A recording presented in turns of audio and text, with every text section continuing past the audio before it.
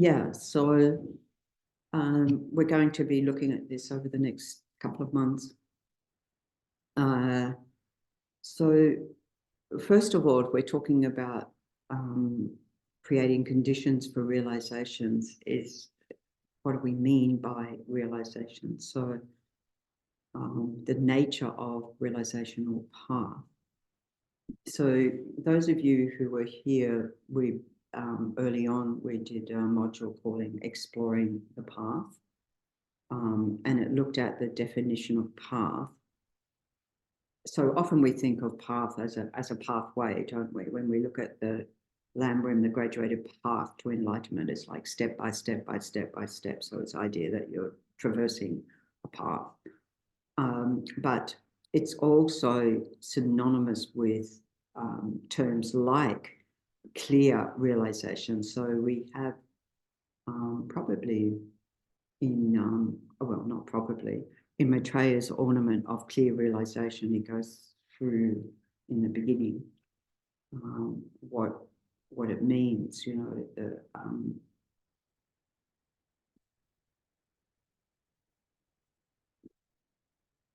what it means, what this means, clear realization.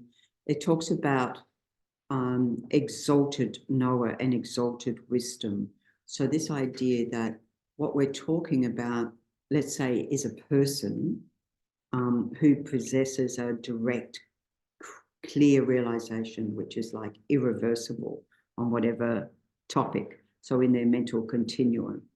So we could say we have all, does everyone here drive a car? Okay, so we can say we have a direct, incontrovertible realization of driving. We don't get into the car these days and go, now what do I have to do with what? It just comes, right? So it's like, it's irreversible. We know how to drive a car. Or, you know, from our schooling, we have no debate or no qualms that 2 + 2 = 4, and many other things as well. So there's many things that we've learned in this life that we could say we have clear realizations about. So just saying this can be, I'm talking mundane level, but it's not, you know, let's not glorify things too much. In other words, we're talking about it being like an incontrovertible truth. It is a truth.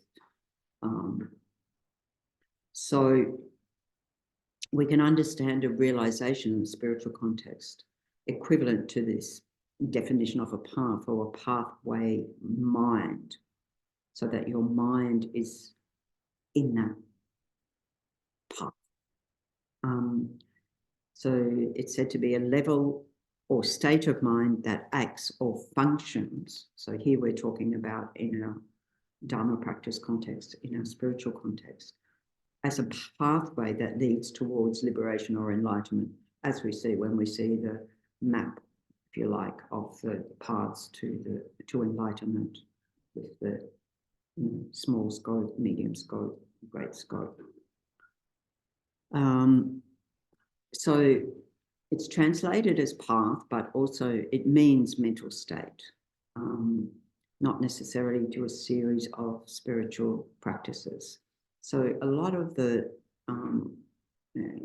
this material that we're unpacking here today comes from Alexander Berzin from the website studybuddhism.com. Used to be called Alexander, used to be called Berzin Archives, but now there's other teachers as well, but from there. So you'll see that in the notes. So we can also say that in the context that we're looking at, it's an exalted knower, so that person who has that realization in their mind stream conjoined with an uncontrived mind of, we say, definite emergence. So this is the mind of renunciation, which is said to be the middle scope. So for a practitioner of the middle scope, generally these days say Hinayana or Theravadan practitioner. It's a bit simultaneous, these synonymous these days. But, you know, that wish to attain liberation, personal liberation, is on the basis of generating this uncontrived mind of renunciation or definite emergence. Had enough of samsara, had enough of suffering already. I don't want any more of it. And being not for even 1 second attached to the pleasures of this life, the sensory pleasures that we engage in. So that's called uncontrived renunciation or uncontrived definite emergence. And that is the entrance to the path of accumulation on that, you know, sort of middle scope, that intention for self-liberation. So to actually attain that is already quite profound, to get to a point where you're not attached to the things of this life. Okay, that's already a tall order, isn't it? Yeah. Or on a Mahayana path, so with the Mahayana, the aspiration, the goal is Buddhahood, or to attain enlightenment, Buddhahood, omniscience.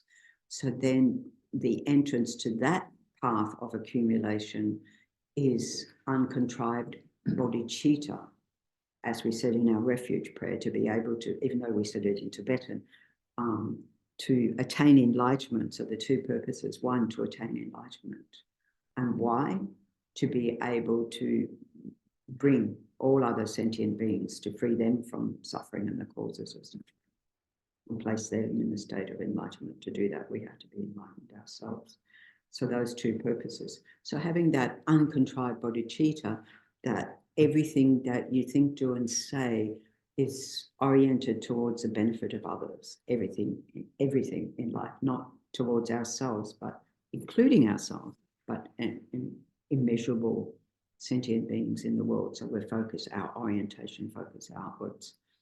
Last Friday, was it Thursday, Friday, Saturday, His Holiness was giving, Dalai Lama was giving a teaching. I don't know if anybody tuned in, but one of the things that His Holiness said about himself was, so many years ago, he said, I've really got to work on bodhicitta, I've really got to work on the wisdom realizing emptiness, and, you know, I hope to attain those.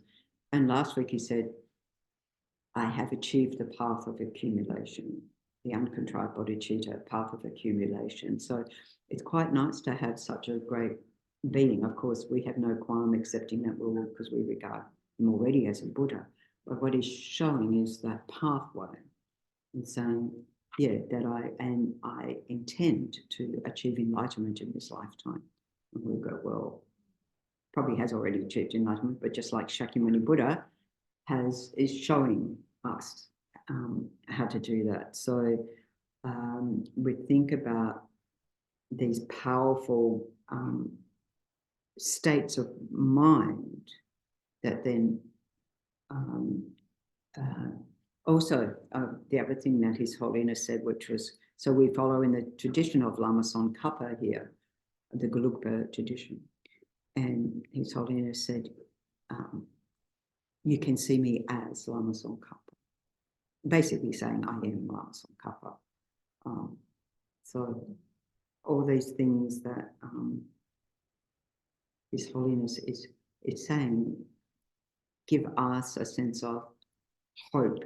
You know, there was one time many years ago where His Holiness was giving a teaching and was saying, oh, I have absolutely no realizations. That's the humility of a great being, you know. And then one of the students went, Your Holiness, you know, if you have no realizations, what hope is there for us? And so out of great compassion and concern and care, His Holiness said, well, I do remember a time, I remember when I was with Shakyamuni Buddha. I remember I was there. Okay, just give you a little hint. Not only that he was there, but he remembered that past life 2,600 years ago. So, yeah.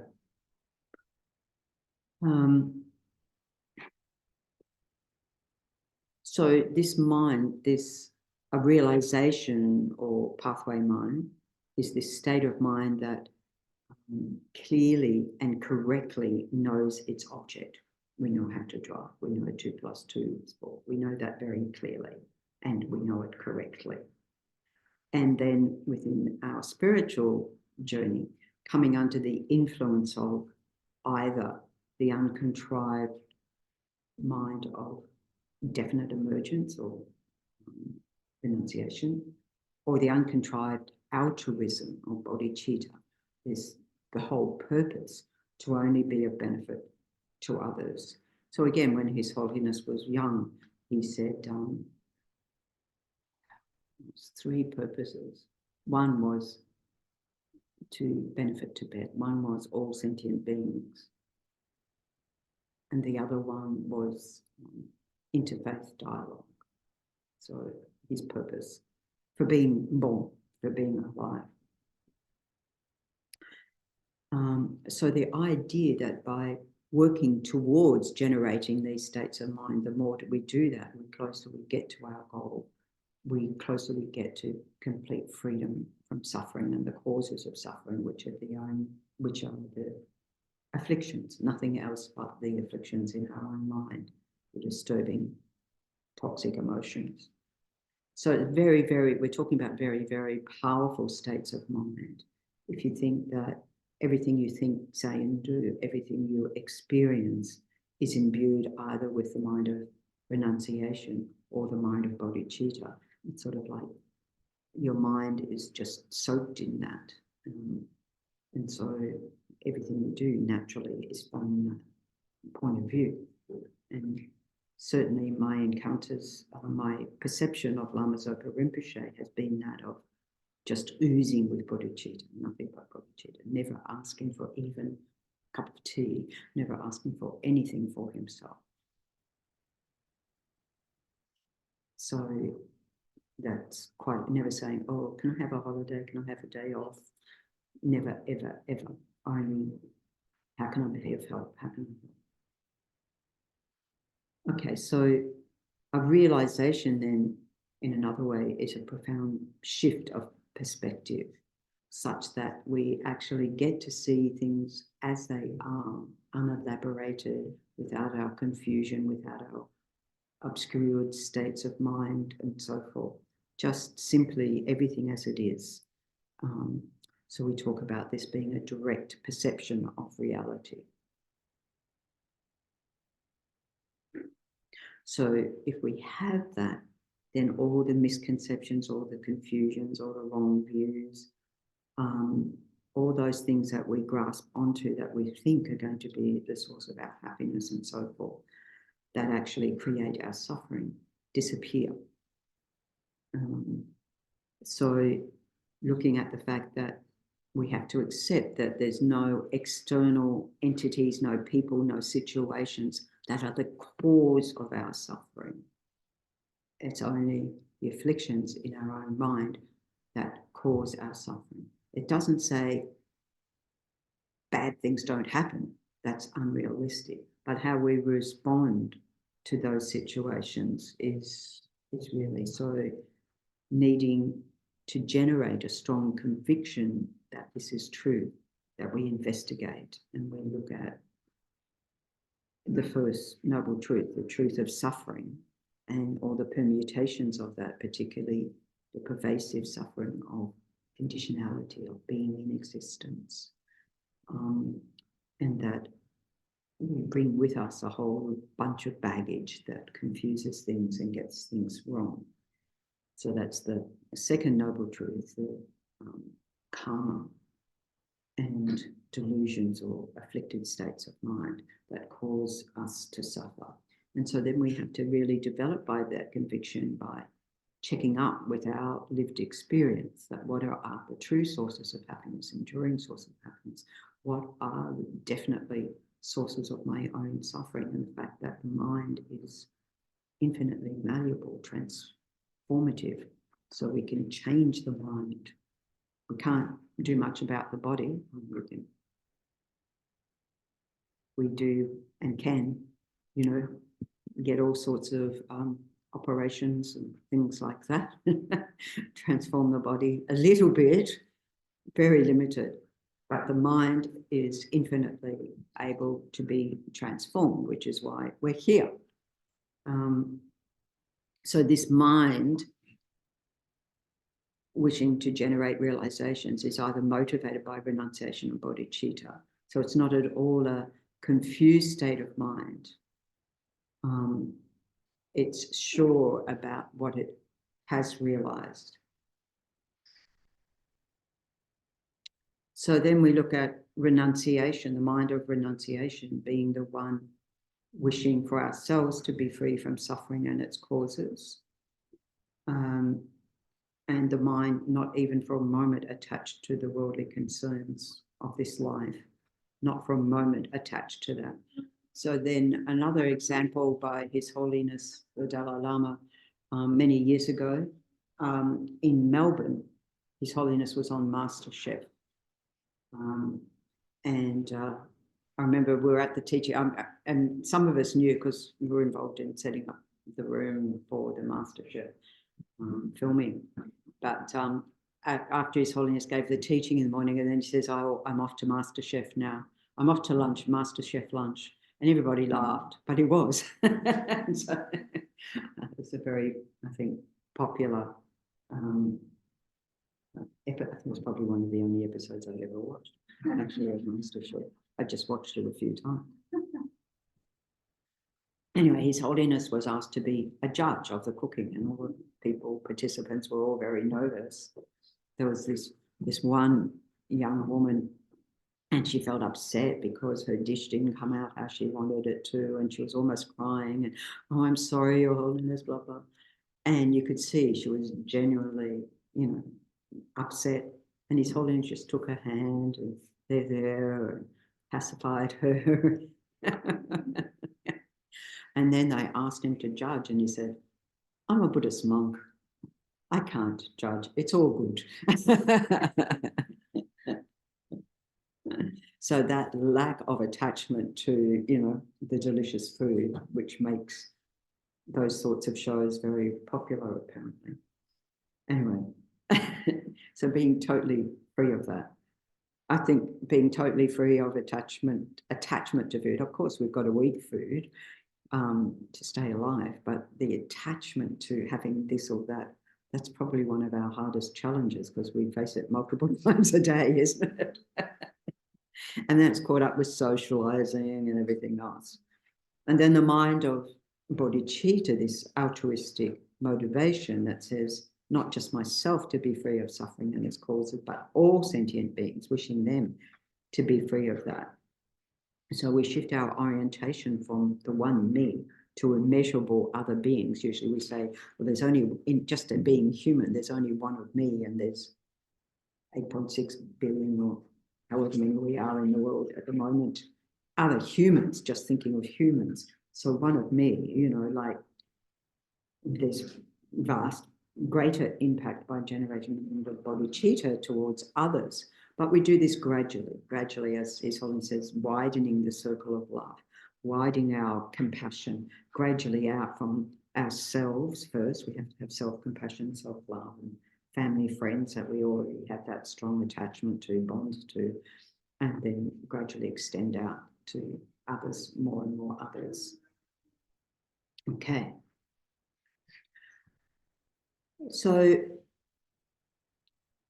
in terms of how the progress of how we generate realizations, so this is presented by these three wisdoms, the wisdom of study, reflection, and meditation.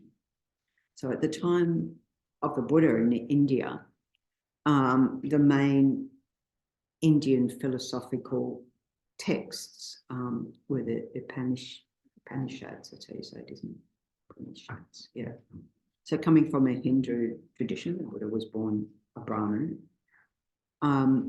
So in the Upanishads, it's discussed, meditation in the context of this three-step process of listening, reflection, and meditation. So the Buddha didn't invent this process. It was already there at the time of the Buddha.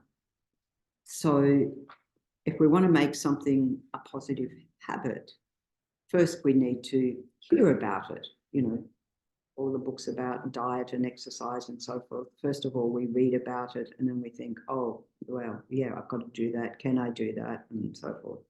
So first we hear about it, then we need to understand it by thinking about it, reflecting on it, discussing it with others, and then finally to integrate it in ourselves. So these are this three-step process.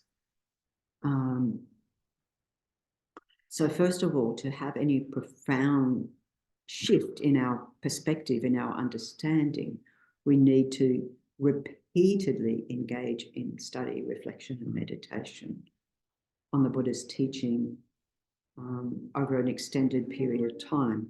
So again, quoting His Holiness saying, have the same teaching many times with many teachers and with many fellow students, so that you can get different perspectives, that you can connect with your own experience and hear different ways that other people are connecting it with their own experience.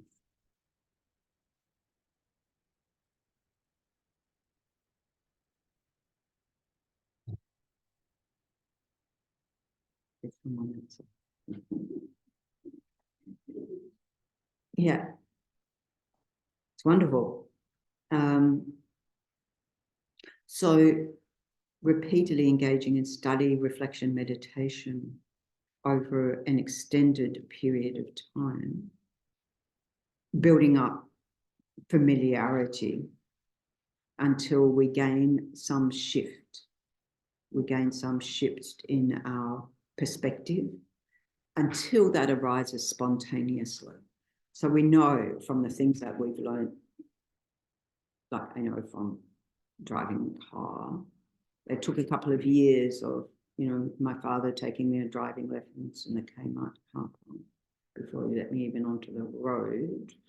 And then, gradually, and then you get the license, and then you're still learning, really. And then after a while, it's spontaneous. After a while, you can do it in that car, but no other car. And then gradually more and more cars, and then you know how to drive.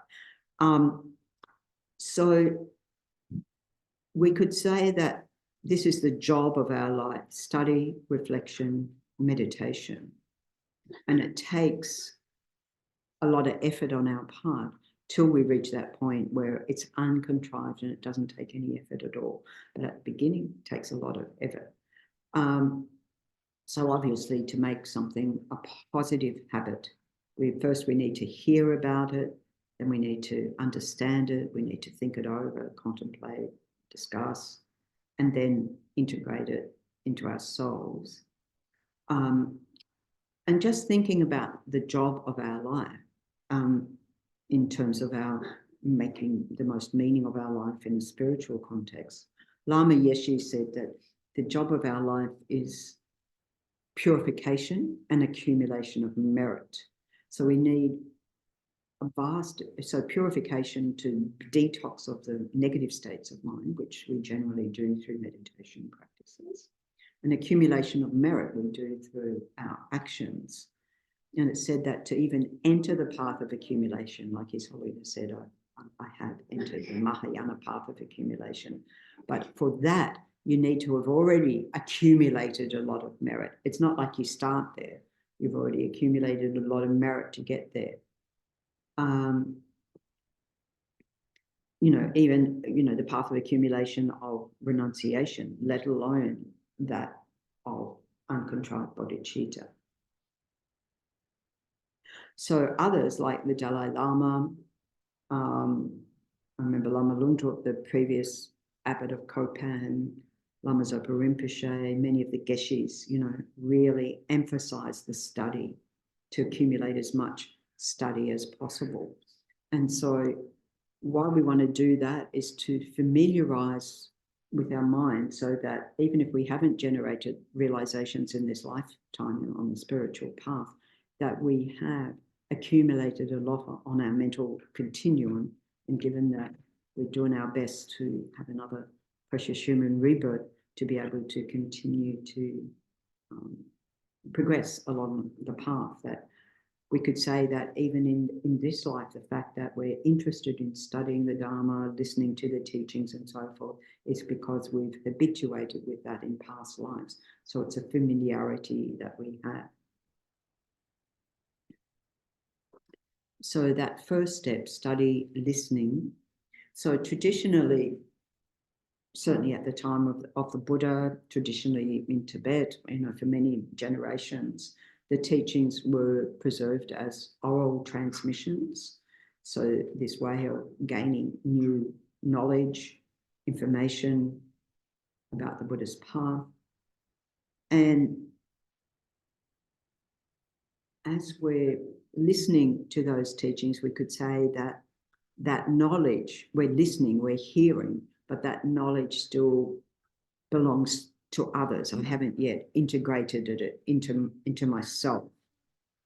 So it's like I haven't assimilated, I haven't digested it. At one level I have. Even we're able to repeat word for word. And this is very much part of the monastic training, is of actually learning texts off by heart. And then it means once you've learned it off by heart, it's on your mental continuum forever. There was one, I can't remember what the text was, but Geshe Sopo Rinpoche, who was one of Lama Zopa Rinpoche's teachers at Deer Park in the States. And he talks about the 5 volumes of stages on the path to enlightenment that he has written commentary on. And in there somewhere he talks about having to, there was some text that he had memorized 20 years earlier, and then he was faced with a situation of having to call up that text, and he was so happy that he could actually still remember the whole text. I can't remember what the text was. So this is the training. This is the training our geshes have. They train for 20 years or whatever. They study these 5 main texts for 5 years each, and it's like, I remember Geshe Samten talking about when they had because they have an oral exam, which is like a debating exam, as well as all the written stuff they do, but having this oral exam, and he says you only have so many minutes, and so you come into the exam and you've got 3 alternative questions, and you've got to choose one and respond quickly. And when he was talking about it and how he chose, it was almost like you could see him going to the page and the paragraph in a text. It was sort of like, oh, I know that one, it was on page number, blah, blah, blah, blah. Quite incredible to have that level of understanding. And you could say that understanding is through repetition.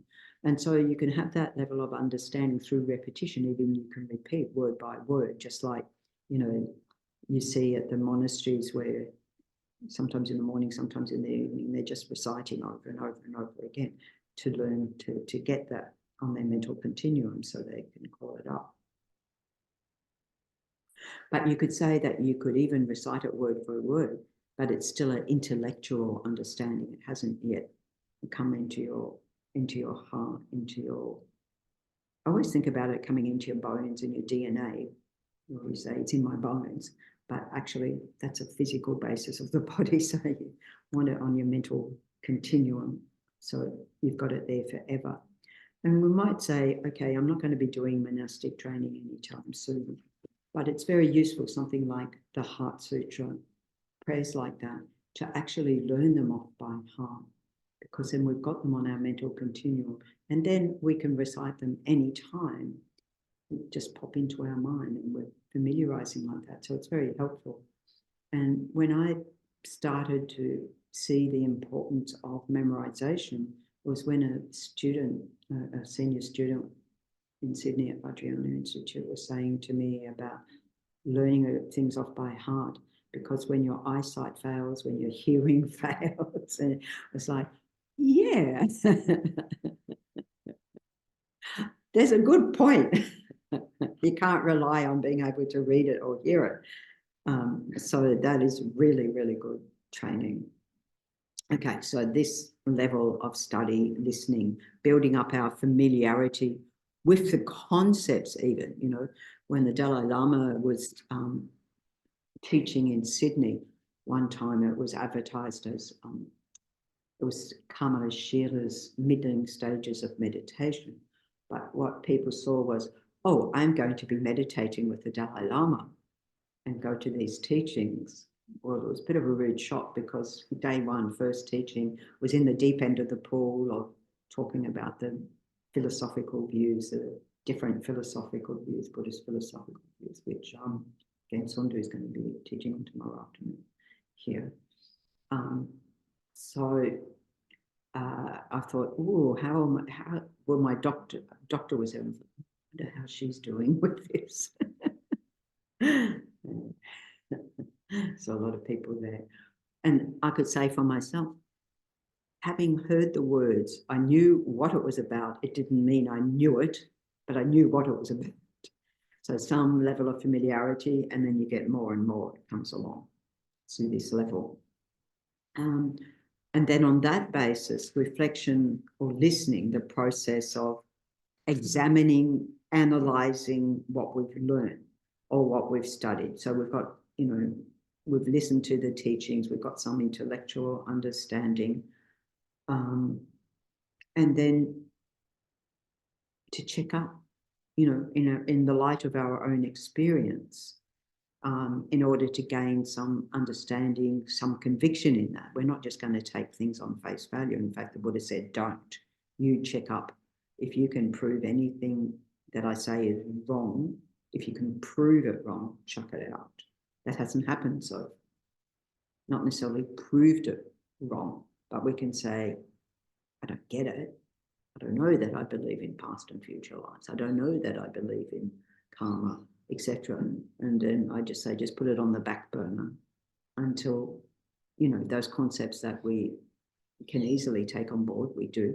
And then we find that the back burner moves to the front. So gradually, we just sort of leave it there.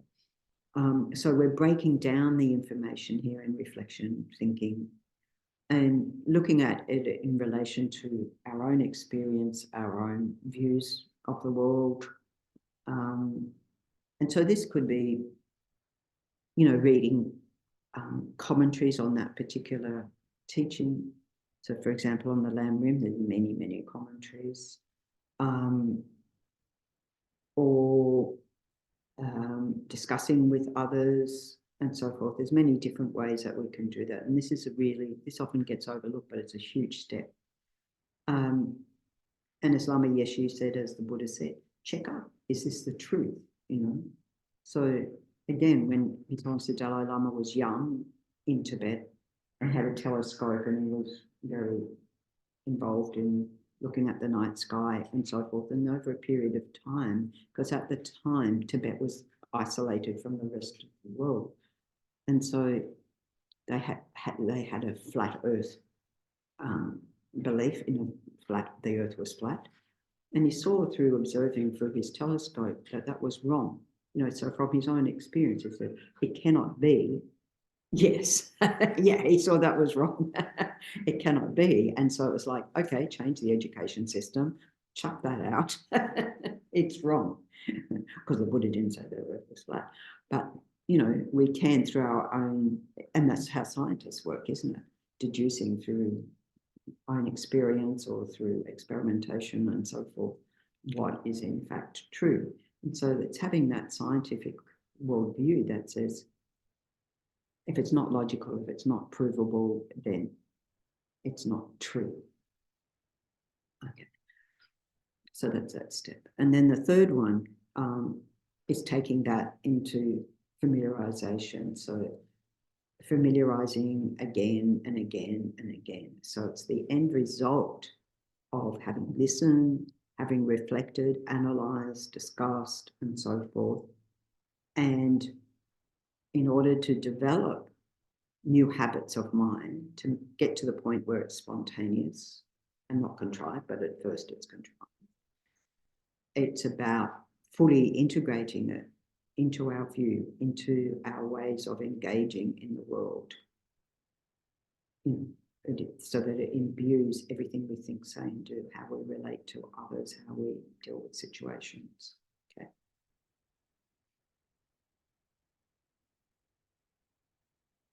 So unpacking a bit more the first step of listening, study.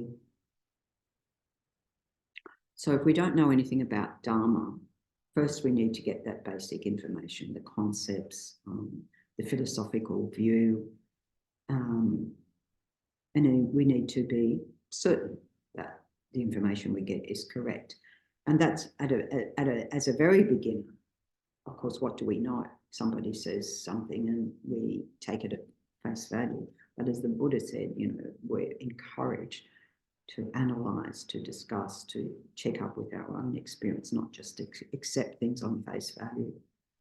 So, but there is a thing of checking up, like when I look online about particular teachings, if I can't see that's an authentic lineage, or I can't even tell what the lineage is, then I'll think, oh, well, I'm not going there. So I think that's because you can see so much stuff online, you don't know what's authentic or what's not, unless it's stated, So often they could even be wonderful teachings, but, I just use that as a rule of thumb. If I can't see what the lineage is, where that traces back to Shakyamuni Buddha, then I'm going to be very cautious. And that's why, within our organisation, FBMT, we have that. We have the lineage, lamas and so forth. So then I have confidence in the Dalai Lama, Lama Yeshe, Lama Zopa Rinpoche, so I have no qualms there. And if I did have qualms, when I heard what his, heard many times His Holiness praise the qualities of Lama Zopa Rinpoche, and that I have great confidence in His Holiness the Dalai Lama, so you can deduce from that, So we need to check up.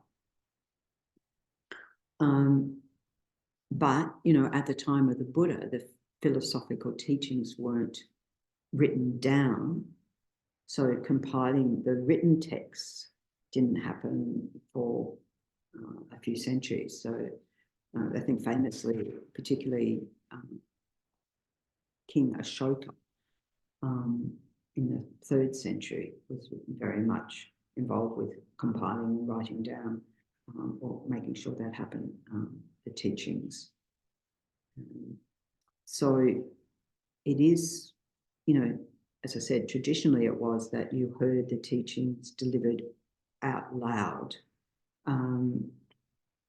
so that this idea of a transmission, say from the Buddha to the Buddha's disciples and so forth. So when we have the Heart Sutra and it says, "Thus did I hear at one time," is an indication of that, of Ananda saying, I heard these words directly from the Buddha. These are the words of the Buddha. And so that's what that means. And so that we can have confidence that this isn't somebody's interpretation, that it's the words. Of course, it's been translated into English and we can, go back to Pali, Sanskrit versions if we know those languages. But, to do that. So hearing the teachings, listening to them delivered out loud also is, if we hear the teachings directly, it's placing imprints on our mental continuum, and we feel it, and we can think that we're getting those blessings coming all the way back from Shakyamuni Buddha through the subsequent teachers who might say, well, I gained this teaching from my teacher so-and-so who got from his teacher or her teacher so-and-so. And in that way, we're able to trace back a lineage. Often teachers will say that, and that's why they say it. It's not saying, well, I've had this teaching so many times. It's saying this is coming from an authentic tradition. I'm not making this up. So, for example, I had the great fortune to be in Kopan Monastery for Lama Zopa Rinpoche's 1 year commemorative pujas and so forth. And then the Ganden Tripa Tri Rinpoche, who holds the role ever since Lama Tsongkhapa of those who hold the role of protecting or being the holder of the group, Ganden, the tradition, so it's called Ganden Tripa, Ganden Tri Rinpoche. So then we had the great fortune, there was a, because Lama Zopa Rinpoche had this vision for these particular retreats, one of which was a Heart Sutra retreat. So that happened. And in the mornings, Tri Rinpoche was giving a commentary on the Heart Sutra. The commentary he gave was a written commentary, and he was actually going word for word through that commentary. He wasn't adding extra things in. So you could say, well, I could just read that myself. I don't need to go and listen to him saying it. But if you've got that awareness that you're gaining that transmission, that goes back, then you realize the power of that and the blessings that come with that. And it seemed to be there was quite a few 100 people who got that. It was packed, right? So, and it said that anything we gain as oral transmissions of texts, of prayers, of mantras, when we're up there on the Bodhisattva grounds, arise as realizations. So I just encourage everybody to get as many direct transmissions that we can, request those and have those, and blessing our mind. Yeah. And look forward to when they just dawn as realizations. Of course, today we can, include in this first step the online teachings, reading Dharma books, teachings about certain types of practices or the states of mind we want to develop. And even within the lifetime of, our great, sort of lineage of Western teachers within, say, our organisation, which is like going back 50 plus years.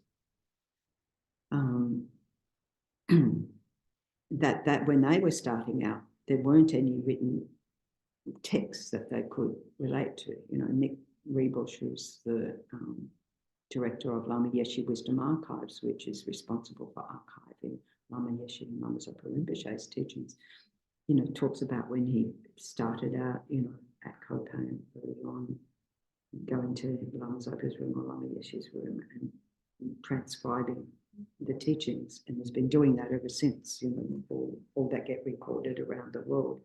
So we have this wonderful, great plethora, really, of Dharma texts and commentaries and so forth available to us these days. So that's absolutely wonderful.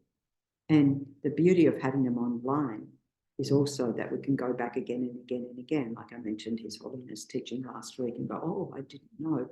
But you can go back and you can listen, and then you need to listen again and again and again to, hang on a minute, I got that bit, I didn't get that bit, Yeah.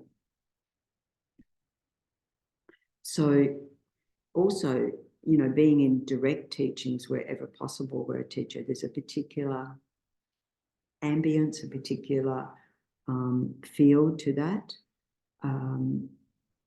Sometimes even some realization dawns in that we maybe can't articulate, or we think, I've heard this so many times and yet I've only just heard it. Things like that happen. So being able to listen to a live teaching, even though these days, like if I want to get a teaching with any of us want to get a teaching with the Dalai Lama these days, he's not going to come here, he's not going to travel very far. His health is not up for it. And so it's like, just like at the time of Shakyamuni Buddha, you had to go there. You have to go there to gain those teachings. And so in that way, I think we all know when we're in the presence of a great Lama that we're inspired in a way that we may not be inspired by reading a book. So it's quite a very different experience. I think we've all experienced, right? Like, for example, His Holiness or Lama Zopa Rinpoche, whoever, my guru, was directly speaking to me even though there were hundreds of thousands of people, was like, no, directly speaking to me. And that's really shows the power of a Buddha, that Buddha knows how to engage directly with each and every being, so that when they listen to the teachings, or whichever level they get it at, that they feel that it's that direct instruction. So that's, feeling that personal connection.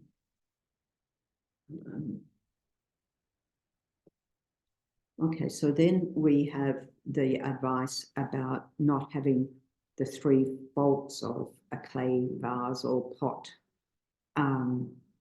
So the ways that we listen, it's all very well, yes, I went to the teachings, I heard it. And this is where online, I remember Geshe Zopa, he did a couple of years of, for the FPMT centres in Australia, teaching online, particularly during the COVID years. And he did a couple of years on low jump mind training.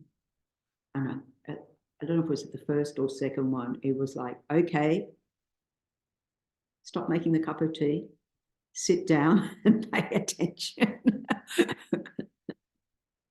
So you automatically go, oh, right, yes. Because it can be a danger in the privacy of our own home that we're doing a few other things at the same time. But I remember also seeing when they would show Lama Zopa Rinpoche with the tuning in online to Dalai Lama's teachings, he would be sitting, in his robes and on the floor, being as low as possible, the screen there. I also saw with Geshe Sultram at Chenrezig when he, we would watch some of those teachings of the Dalai Lama in the Gompa together, and he would come in, do the as if they were physically present with you. So just showing how to behave. So this first one is not being like a upside down pot, vase, whatever, because if it's upside down, nothing can go in. In other words, our minds are closed, so we're not open to learning the teachings. Now, this can be, you sort of think, well, if you're there, surely you want to learn, surely you want to know. I mean, people can be there for all sorts of reasons. But one example of this, so it was a student at Copan, so the traditional November course, which is a 1-month Lamrim course. And I was leading this particular study group. And this guy, so we told this story about how Lama Zopa Rinpoche one time, I think the teacher told the story. The teacher told the story about how Lama Zopa Rinpoche, one time there was a student, it was a hot day, and Lama Zopa, anyway, was sitting there teaching, and this student visualized offering a cool, refreshing glass of water to Rinpoche. So the student was just sitting there and visualized doing that. And Lama Zopa looked up and said, thank you. And so this student who heard that, and he was in part of the discussion group that I was leading, and he said, I tried that. It didn't work. It all comes to motivation, isn't it? It's this sort of closed mind that says, well, just see if it works. I'm going to put you to the test. So obviously it was the wrong motivation, whereas previously the student had generally offered from his heart. So it all comes down to motivation, what your experience is going to be. So, if we have our minds closed or decided, and, I'm not going to learn anything, or I know this topic already, I'm just going to check up if you've got it right, those sorts of things, for sure, nothing's going to go in. And then the one of being like with a pot or vase with a hole in the bottom where everything just goes out. And I think this is this is probably quite a common one, we say in one ear and out the other. And so we're there in the teachings and it's all amazing and we're really feeling very connected with the teachings. Maybe we have a profound experience. But the minute we get up and walk out of the gompa, wow, that was an amazing teaching. What was it about? I don't know, but it was amazing. You know, it sort of like went in one ear and out the other. And this is where Lama Zopa Rinpoche really would encourage us. You know, he's some of you would have heard maybe many times Lama Zopa saying, now write this in your diarrhea. Write this in your diarrhea. And then every time he would laugh his head off, and we'd all laugh our heads off. Write this in your diarrhea.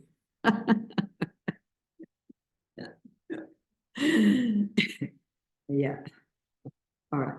So, and then the third one, actually, Lama Zopa Rinpoche himself would, you know, when he was, people said when they were at Geshe Zopa Rinpoche's teachings and Lama Zopa was a student there, he'd get out his writing pad, he'd get out all these different coloured pencils and pens and be writing away. So it's a demonstration for us, really.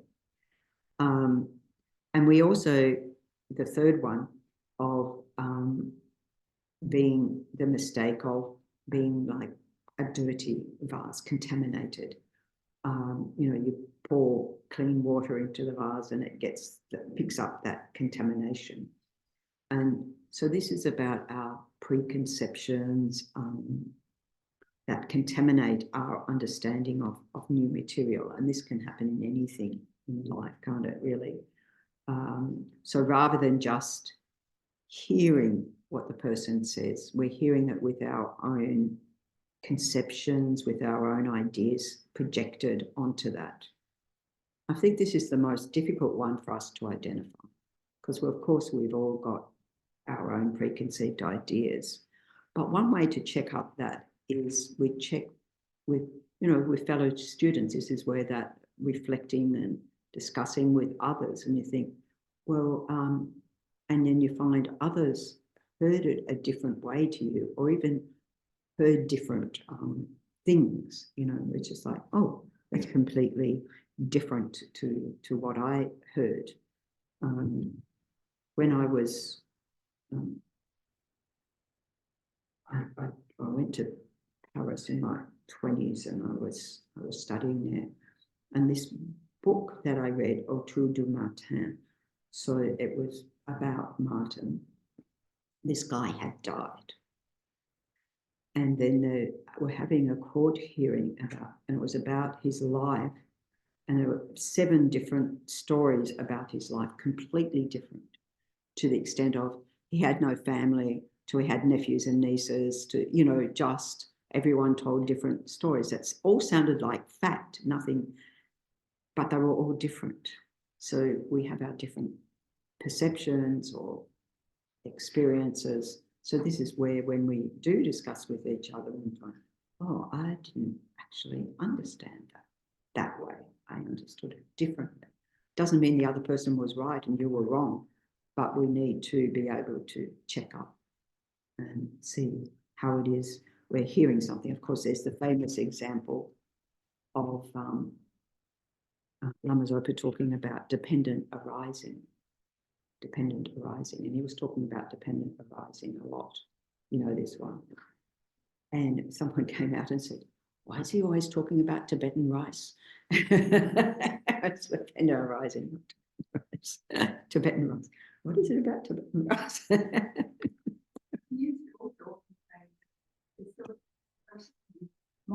Yes. And I always do the grasshopping one. Yeah, Lama Lundrup would do that too, grasshopping. Self-grasshopping. Yeah. Yeah, so we do hear things differently. Good to check up. So to avoid that, you know, once we've heard teachings, if we haven't already written down, to write down or record them as soon as possible, you know, to correctly remember the points that are being mentioned. Of course, if we've got recordings available to us, well, that's even better. But, you know, that it said that, you know, the longer that we wait for that reflection step or to write down what we've heard, the more our preconceptions contaminate our memories of what the teachings are. And even writing it down, and so forth, we still need to listen again and again. It's not enough just to, and that again is the beauty of YouTube or whatever, having these recordings. And also, you know, I'm reminded constantly of Geshe Sutumna, who always says, you know, read Lama Tsongkhapa every day. That this is something that he does, you know, and he's been doing for decades, reading again and again the Lam Rim. You know, we have the daily meditations, a Lam Rim year, which is compiled of Lama Yeshe and Lama Zopa Rinpoche's teaching. So it's like a daily reflection to meditate on, to reflect on. And, you know, just think about, you know, teachings that you've done previously on Four Noble Truths, or maybe Discovering Buddhism, or, you know, whatever teachings we've done. How many times have we gone back to look at our notes again or to listen to that teaching again? Even I know for myself that, you know, I'll listen to the Dalai Lama or something like that. I really need to listen to that again and again and again. And how many times does it happen? But this is what we're needing to do. So when we approach a teaching, we need to have our minds open and try and retain what we learn. So we're, you know, intent on retaining that, you know, to be intent to listen to the teaching, to evaluate it, to having interest in it, determine whether evaluating it to see, is this something that will help me personally? How is it relevant in my life today? So it's not just something intellectual, I gain some knowledge, but will it help me overcome some problems? How will it do that? Will it help me with my practice? How will it do that? So we're listening to it to see if we can find something in the teaching that will be personally relevant and helpful in our life. So it's an active step, not a passive listening, you know, that we really engage. Does this make sense? Do I need to investigate further? How's this going to benefit me in my life?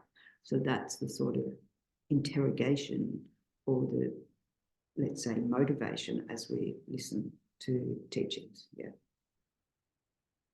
So then with the reflecting, thinking about the Dharma, this contemplation step is really, really important. This is very important for generating realizations and being able to integrate the Dharma into our life. So it's often misunderstood or neglected. It's like we go straight from listening to a teaching to meditation and so forth. But this will not be a strong foundation for familiarizing through meditation. And it won't be a strong basis for achievement of realizations. So the idea of reflecting to understand the teachings. So, you know, often like we have just, well, both with Discovering Buddhism, but then basic program, master's program, where there's discussion time, which is, you know, at least at Chenrezig and so forth, where there's a full-time program or where the master's program taught, it's on the same day that you're discussing the points from the teaching to correctly understand or trying to get rid of any confusion about the teachings and what the teachings mean. So like in those situations, it's like, oh, well, I don't understand. Oh, that'll be a question for Geshe-la when we get back to the teachings and so forth. So for example, at Chenrezig currently with their basic program, I think there's one session in the week where actually it's being taught only 2 days a week. It used to be 5 and went down to 4, 3, and now it's 2. But there's one session where it's Q&A, with Geshe-la, so that people have already had their discussion group each day, but then bringing any points for clarification to the teacher. So we've got to correctly understand it if we want to put it into practice. We need to be convinced of the validity of the teaching, and we need to see the benefits of that we actually need to put it in practice. Even we don't want to, even we have this lazy mind says, oh, I know it's good for me. Like my veggies are good for me. I like the chocolate. You know, so that we need to adopt it. The whole point is to put it into practice, because it's going to help us overcome problems in life. It's going to help us have a happier life ourselves, and who doesn't want that? We all want that. And we need to be convinced that we can actually achieve it for ourselves. So this is the thing, that I can, if I put in the time and effort, I can achieve that myself. And not believing that, Lama Yeshe says, is the most disgusting, he says, form of laziness. The laziness of I can't. Yeah, that's all very well. You can, you're more advanced, or you understand it, but not me. We all are able, as we've all got Buddha nature, as the Buddha said. Even a cockroach is okay. The cockroaches can't understand very much. But in a human form, maybe they create, our cockroaches may be creating calls to have precious human rebirth, because they're exposed to the Dharma and they don't understand it. So something's happening. So we need to, because if we're not convinced we can, we won't even give it a go, will we? So we need to have the mind that it is possible for me to achieve whatever the teaching is about, whatever it's discussing. And so this step of reflection, of contemplation, is a formal thinking process. It's not just some sort of vague chit-chat conversation, you know, something casual. It involves reasoning, logic. So looking from all angles, you know, to address our doubts, to address our confusions, particularly, I think both of those. I was going to say particularly our doubts, but I think the confusion where we were like, well, that's all very well, but I don't understand a word you just said. So if we want to develop certain states of mind, we have to build that up and build that up, you know, going through stages, steps. And often that includes working on lines of reasoning. A classic example is when we want to meditate on emptiness, and there's all these reasonings that are presented. It's not just, oh, everything feels empty, because that's wrong way of thinking about it. So it's a classic approach of follow these steps and then you'll get that understanding. So you hear the teaching and then discuss it and then take that into practice. So, for example, we're talking about love, meditating to develop love equally towards all beings. So we need to know the steps involved with that. And we need to know what love is it that we're talking about. Because we talk about, well, my this former monk, he's now a dad, but he was a monk, and he says, you cannot love chocolate. He said that to somebody who would say all the time that she loved chocolate. And he goes, you cannot love chocolate. Right? What is love? So here we're talking about a love that's called affectionate love, that holds all beings dear or attractive. Because if they're not attractive to us, we don't want to love them, do we? So in what way they're attractive? So it says that like a mother has the love for her only child, we could say father, so forth, has for their only child, that as close as we can get in samsara to unconditional love, that you do anything for them, that you feel very close to them, you know, you'd put yourself in their situation so that they didn't have to have the suffering if you could. That sort of thing. That sort of love is what we're talking about. And in the Buddhist context, the idea is the love that says, may you have happiness and the causes of happiness. So that's the love. It's not, you know, intimate love. You don't want them to move in with you. Definitely not. But, you know, this, like a Buddha has even regard that treats all beings with, you know, not with criticism, not with judgment, just wishing for their happiness. And this is why the Buddha taught, to show us, you know, how to gain that lasting, genuine happiness, eudaimonia. So it depends on seeing everybody as equal. In what way are we equal? So in one way, seeing that everybody has been kind to us, or all beings have been kind, given that this posits that we've had beginningless past lives, and in each of those lives, someone's been our mother, some being has been our mother. So they've been infinitely kind as our mother. And even when not our mother, they've been infinitely kind, producing our clothes, even dying for our clothes, our food, everything. And so we analyse like that. As a mother, was not as a mother. And then as a mother, we reflect on the kindness of the mother of this life, or whoever's played that role predominantly in our life. One of my friends who has multiple mothers, and I always get confused which one was that, because the doctor did this and that. Anyway, they don't have any mothers living now. But, yeah, talk about their family. I think, is this that family or that family or that family? So you can have as many mothers as whatever. So if our goal is to become a Buddha, then we look at the qualities of the Buddha, that the Buddha for 1 second doesn't even ever criticize, judge, or have a negative thought towards any sentient being. It's not, you know, regardless of whether they help, harm, or do neither. So this also seeing them as equal, that all beings, myself included, don't want to suffer even the slightest discomfort, and we all want to be happy. We're just not quite sure how to find that happiness, and we find it in different ways.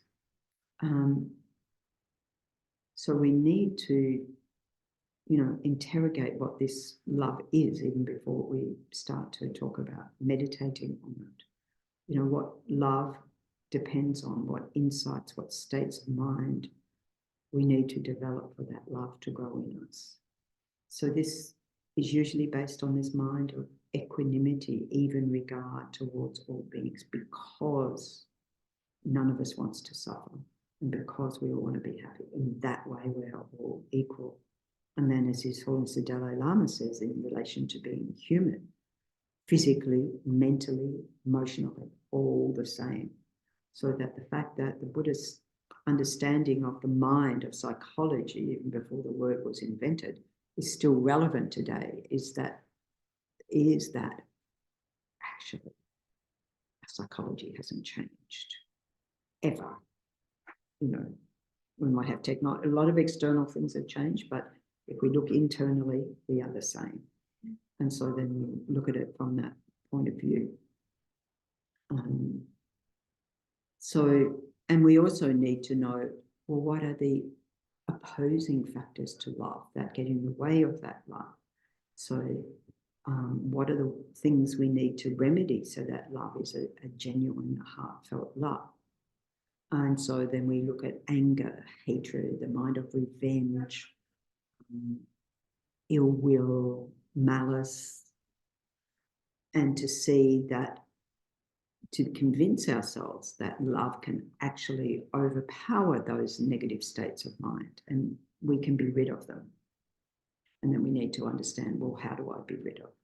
So just saying having equal love, you can see it's got to be unpacked. So in this, we think about all of that, and and then think, well, what's the whole purpose of developing love anyway? You know, what are we going to do with this love once we develop it? So that implies we know the benefits of love. So we talk about benefits of developing love. We talk about compassion. Compassion being the opposite side of saying, may you be free of suffering and the causes of suffering. First and second noble truth. So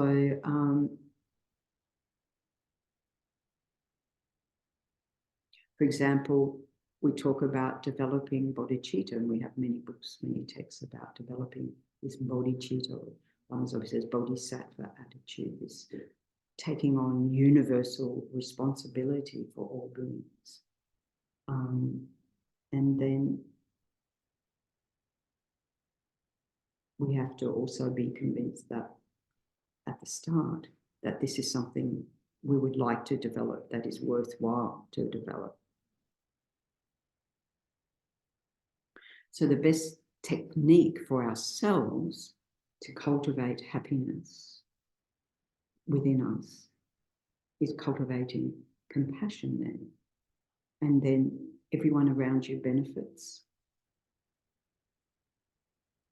It ensures excellent rebirths, lifetime to lifetime. And reflecting on the benefits of cultivating compassion, cultivating love, were taught again and again by Shakyamuni Buddha, teachings of His Holiness Tsongkhapa, Chandrakirti, Nagarjuna.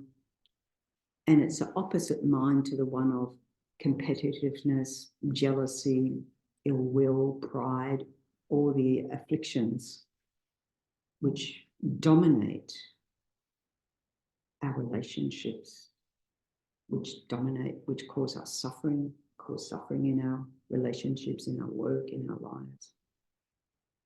So therefore, cultivating compassion is based on understanding the suffering situations that we all deal with,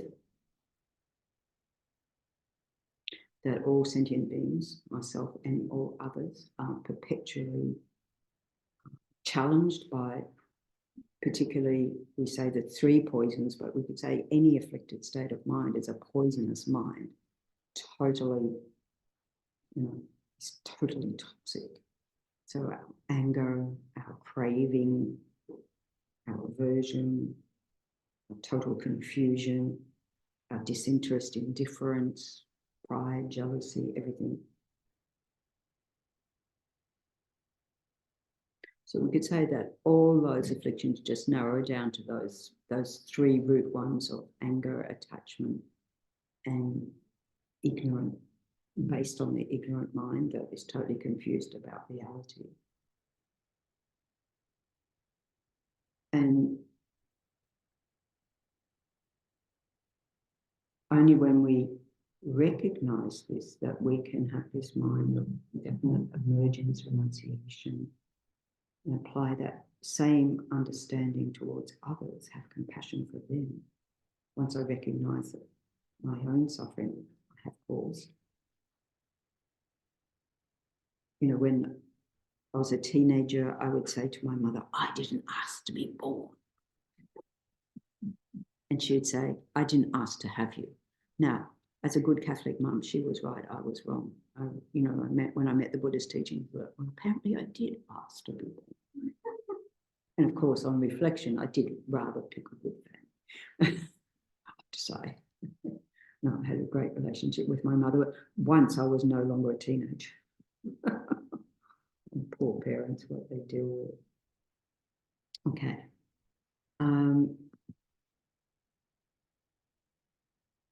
So then we also need to be convinced of the logic of the teachings. They need to be reasonable, logical. They need to make sense.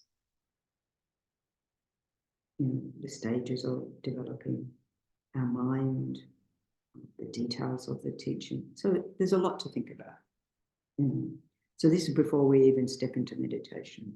There's a lot to think about that we need to develop first, the understanding of how engaging in meditation is going to rid us of problematic states of mind, and what opposing factors we need to cultivate.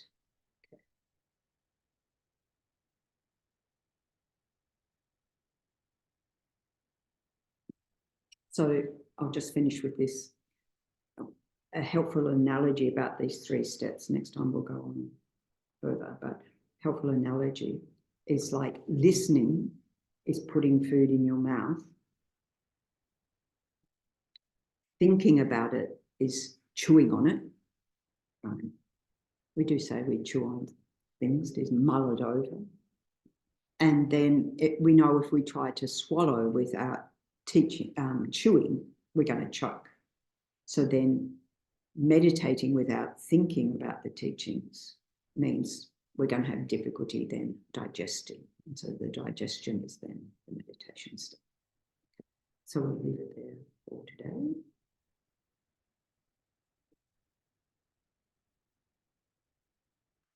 Any questions? No. Yeah.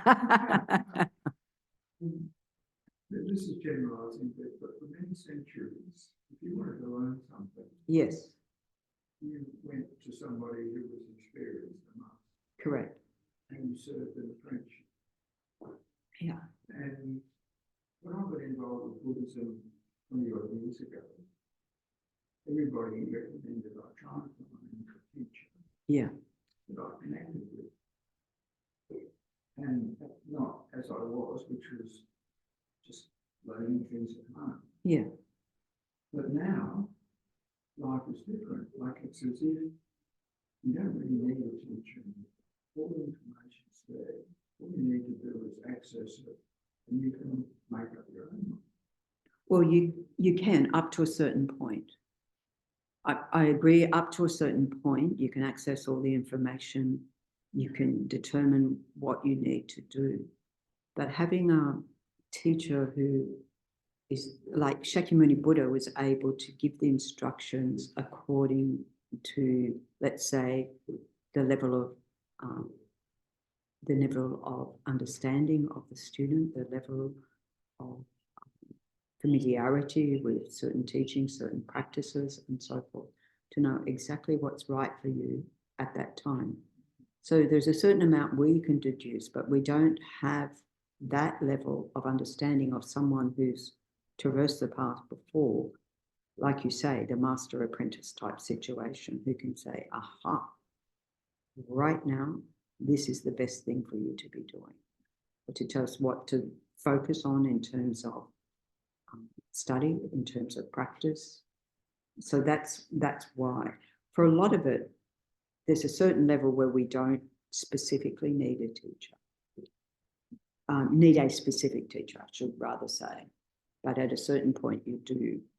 And of course you can have many teachers, but if there's a point where and there should be a point where questions arise as to, am I doing this correctly?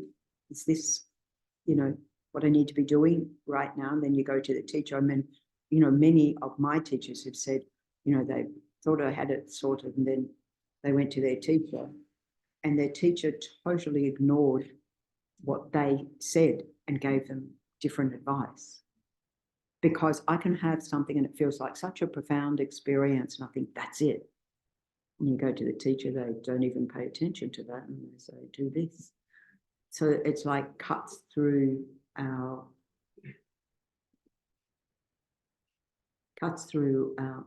or for example, I remember with Lama Zopa Rinpoche, and there was a particular deity practice that I felt a connection with, and I talked to Rinpoche and he gave me different instruction.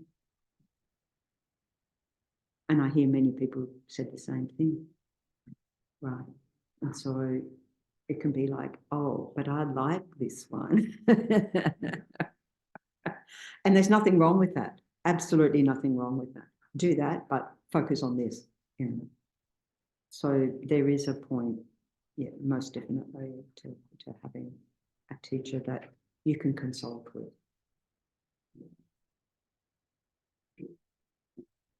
Anything? Okay, so we'll dedicate from this morning all the positive energy, all the merit we've accumulated here together, because we need it. May it continue to grow and grow in our own minds and the minds of all beings. So if we turn to page 8. Dewa-di Nyududa Lama Sangye Tukune Towa Chikyam Alupa De Sala Gopa Sho Janchut Sencho Rinpoche Make Panam Ge Kuchi Ge Panyam Pa Me Payang Gongne Gondu Pelwa Shu. Just coming back to your question, I remember Dalai Lama, somebody asking Dalai Lama, do you really need a teacher? And His Holiness said at one point, well, maybe not, but it can save you eons. So just, is that all? Okay, page 9, long life prayer for His Holiness the Dalai Lama. Incomparably kind and supreme Tenzin Gyatso, the wish-granting, wish-fulfilling jewel, source of every single benefit and happiness in this world, may you have a long life and all your holy wishes be spontaneously fulfilled. In the prayer for the swift return of Lama Zopa Rinpoche, peerless teacher and assembly of the children of the victorious ones, Shravakas and Pratyeka Buddhas, victorious Losang, father and sons, along with the lineage masters, all the objects of refuge of infinite lands, please bestow the virtue and goodness of accomplishing this prayer here and now, holding and spreading the Muni's precious and complete teachings. Through explanation and practice, you wore their armor of patience that is never discouraged. Incomparable Venerable Guru, to you I make request, whilst single-pointedly for the sake of the victorious one's teachings, the sole gateway through which all benefit and happiness emerge, and for mother living beings, suddenly departed to peace, what a great loss. Nevertheless, through the undeceiving truth of the blessings of the ocean of the three jewels, and the great waves of bodhicitta of the children of the victorious ones, may the smile of a reincarnation swiftly beam in glory for fortunate disciples. On the long life prayer for Tenzin Osa Rinpoche. Lord of Dharma, who in accordance with the various dispositions of those to be subdued, makes clear in the light of your well-spoken advice the sacred Ganden tradition, essence of Buddha's teachings. Foremost and holy Lama, to you who are supreme, we make this prayer of supplication. Lama, please, please live long. Thank you very much. I'll just turn this on.